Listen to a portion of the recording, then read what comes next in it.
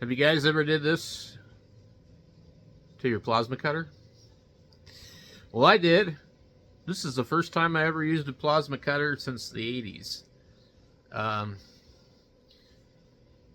and what happened was it stuck to the material. I pulled it off. I tried it again and it did all that and deposited most of the material onto the metal. Let me show you the piece of metal. Alright, so this is a piece of metal that, if you look right here, that's the rest of the electrode right there. So first it got stuck right there, and then it did that on the second try. I think I know what I did, but I'm not 100% sure. So let's go take a look at something really quick here, and I'll show you what I think I did. So on the welder here, we have this wandering lead, and we have other things, which actually don't really care for these because they kind of like sit there in the way if you're not actually using it. But what the manual actually says here, which is very limited, but it says, connect the plasma torch into the TIG torch plasma connection and turn it clockwise and tighten it. Connect the 5-pin trigger connector. Connect the work lead into the work clamp receptacle for plasma cutting and turn it clockwise to tighten. The workpiece, connect the supplied gas. So anyway, on the front of this welder here, over there, is a specific port that says plasma work piece. What they tell you in here about this welder is on cut mode, the open circuit voltage is 280 volts. What I accidentally did was I hooked up either the negative or the ground to my workpiece as if I was going to wire feed or stick weld, which means they would have been looking at probably 60 volts instead of that 280. And so it wasn't enough to start the arc, and it stuck to the workpiece and burned itself up. So I don't know the scheme or the wiring, how they have this set up, because it's kind of strange. Because if you look in here and you'll see that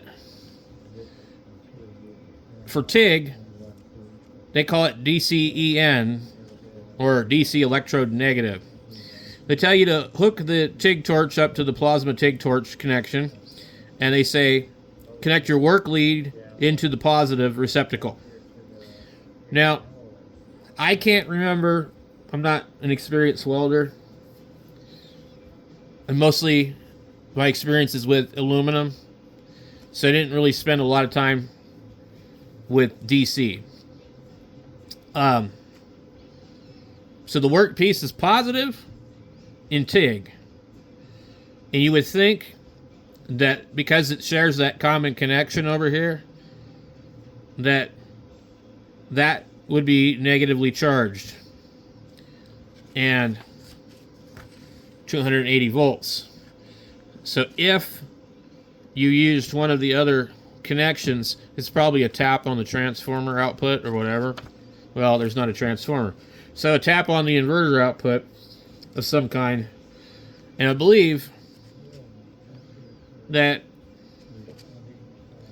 I was actually using the positive workpiece, and so I think that just literally fried that thing.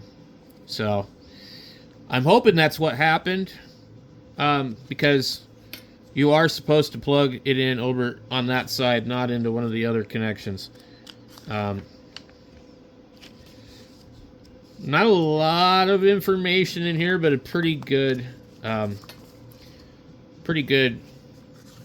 compared to the other welder that I purchased earlier this week. They're both kind of designed similarly. They both have this similar drive mechanism made out of metal, not plastic.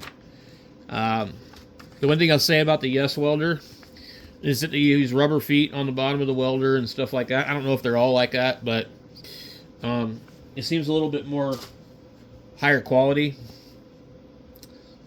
One strange thing, though, they use the 1025 connector, and the Panergetic, whatever brand that orange one is, uses the 3550, which I think the 3550 is more appropriate for a welder that claims to do 200 amps. I'm pretty sure this claims 200.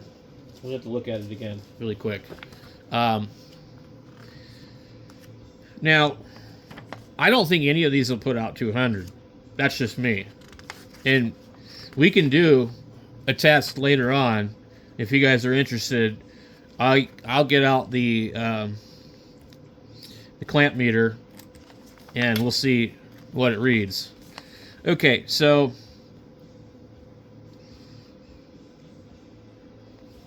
at MIG, 120 volts, 130 amps, it says 60% duty cycle, but it says to 100 amps you can do 100% duty cycle. That's very optimistic. It claims it will do 200 amps on MIG. I don't think. Let's see. Yep. So it does say 200. So I don't know.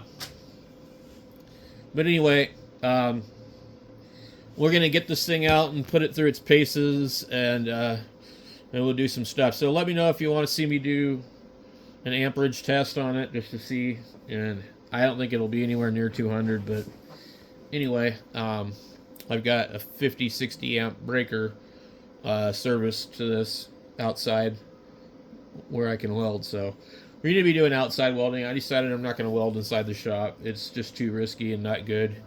And I had pneumonia last year, and I still have like maybe possibly damage from that, and possibly damage from other stuff that happened in 2020 about 5 times in a row. So respiratory damage, we don't need to aggravate it. Anyway, thanks for watching, and don't make the mistake that I made, guys. Read the manual first.